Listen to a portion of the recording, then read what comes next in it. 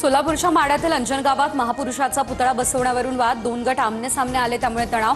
पुतळ्याला विरोध नाही, प्रशासनाने तो योग्य ठिकाणी बसवावा। लक्ष्मण हाके यांचे ठिय्या आंदोलन, पोलिसांचा बंदोबस्त तैनात। उपमुख्यमंत्री सुनेत्रा पवार दिल्ली दौऱ्यानंतर मुंबईच्या दिशेने रवाना। काल प्रफुल्ल पटेल यांच्या निवासस्थानी सुनेत्रा पवारांची भेट। सध्याच्या राष्ट्रवादीतल्या घडामोडींवरती चर्चा, पार्थ पवार यांची उपस्थिती। सुनील तटकरे आणि पटेलांना टार्गेट करणाऱ्या बातम्या काल्पनिक, ज्येष्ठ नेत्यांना बनावट वादांमध्ये ओढणं हे दुर्दैव, निषेध करतो। पार्थ पवार यांच्याकडून ट्विट करत आपली भूमिका स्पष्ट। घरात खूप कॅश यायची, वडिलांना सर्व काही माहिती। एसआयटी चौकशी दरम्यान भोंदू अशोक खरातच्या मुलाची ही कबुली, सूत्रांची माहिती।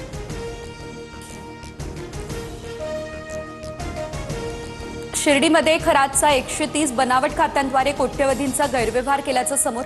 समता पतसंस्थेतील संशयास्पद व्यवहारांनी खळबळ, रुपाली चाकणकरांच्या बहिणीसह 100हून अधिक खाती पोलिसांकडून होल्ड।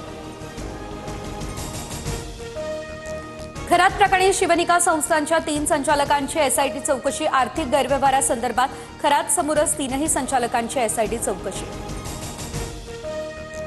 भोंदू अशोक खरातला 8 एप्रिलपर्यंत पुन्हा पोलीस कोठडी, तर फरार पत्नी कल्पना खरात विरोधात लुकआउट नोटीस जारी।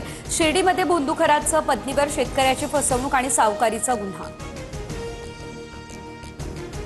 रायगड या ठिकाणच्या रोहामधील कर्मा कन्स्ट्रक्शन एलएलपी प्रकल्पामुळे वाद। प्रकल्पात रुपाली चाकणकरांचे पती निलेश चाकणकर आणि आकाश चौधरींची भागीदारी। यामध्ये खरातचा हात, एका मनसेकडून चौकशीची मागणी। नाशिकमध्ये व्यावसायिकाला मैत्रिणीचे व्हिडिओ व्हायरल करण्याची धमकी। कार्यालयातून टॅब चोरून धमकी देत 12 लाखांच्या खंडणीची मागणी। टॅबमध्ये 200 व्हिडिओ असल्याचा संशय, 4 संशयित ताब्यात।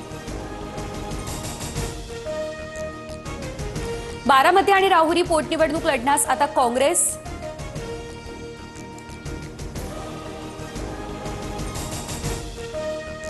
काँग्रेस पक्षश्रेष्ठींचा हिरवा कंदील। काँग्रेसकडून काल इच्छुकांच्या मुलाखती। काँग्रेस मित्रपक्षांसोबत चर्चा करून उमेदवारांची घोषणा करणार। पोटनिवडणुकीसाठी काँग्रेसला वंचित बहुजन आणि रासपची साथ। काँग्रेस आज ठाकरेंच्या शिवसेनेसह पवारांच्या राष्ट्रवादीसोबत चर्चा करणार।